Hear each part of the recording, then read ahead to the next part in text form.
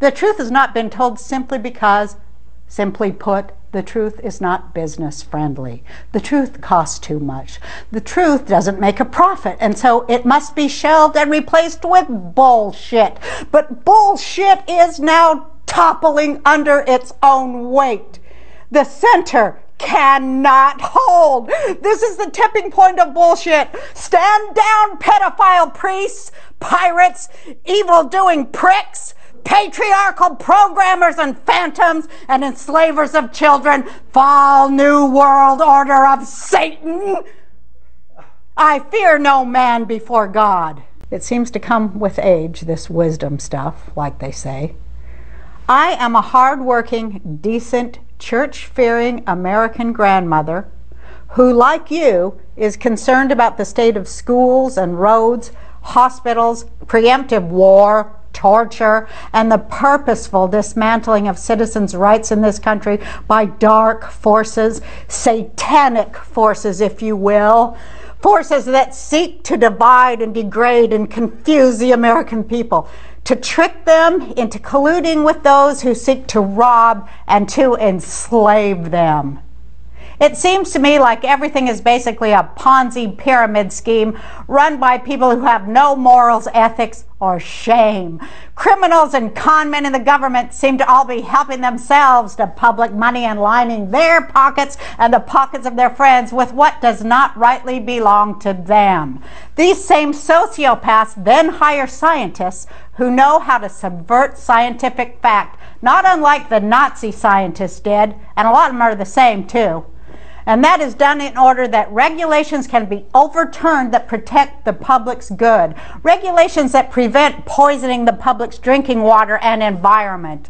In these bills that they lobby to pass that call for a ban on gay marriage, they include legislation that makes it easier for them to dump nuclear waste and other poisons near public schools. No child left behind from nuclear waste. There is never just one law or bill passed, okay? It comes with hidden free money for fat cats included in it. And that's what they call pork.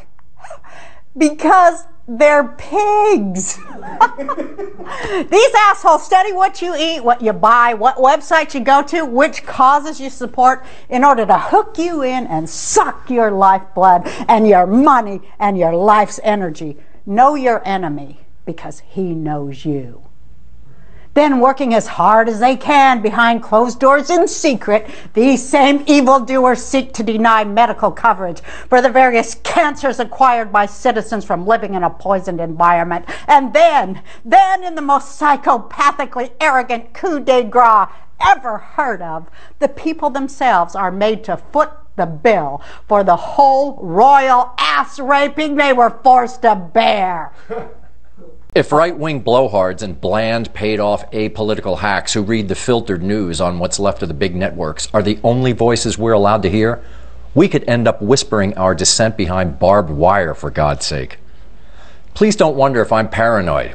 I'm not a conspiracy buff. I let other people wonder about intricate conspiracies.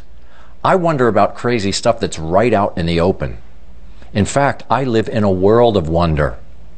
I wonder, for example, why Americans make up 5% of the world's population, but we're 25% of the world's prisoners.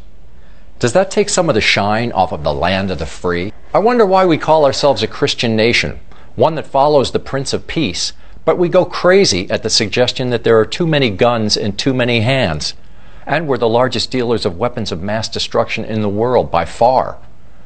We have military installations in almost every country, and we spend more on our military than all other nations combined. So I wonder why we've been fighting for longer than it took to win World War II in a country that has no army. I wonder why, if we have separation of church and state, Barack Obama had to assure the country over and over that he was in fact a Christian and not a member of the wrong religion. I wonder why we're the only Western nation that says it can't afford health care, but is now coughing up trillions to bail out crooked investment bankers. Why are the same men who helped screw up the economy with their double talk and shady dealing now in charge of our treasury? Is this whole system so crooked we can't straighten it out?